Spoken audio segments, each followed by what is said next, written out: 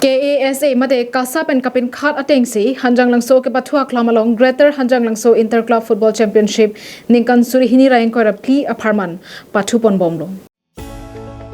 Bangso ke pathu along HSAMI phu Jivan Chandra Pathak chapahim phu ponsi ke pathu cheng ponlo ke pathu pon aterang lake Bormanthi Football Club lapen Cookie Students Organization Football Club atumang bongsi pathu ponlo Por phai ke thomra minute kre pho apor pen referee Sankar terang pen ja ponsi ke pathu cheng ponlo ke pathu ke cheng pen Bormanthi FC atum kacheting group pen jok minute cap apor ke chok ahut golipum thaplo adon thu KSO FC atumta ke pathu cheting si golipum thaplo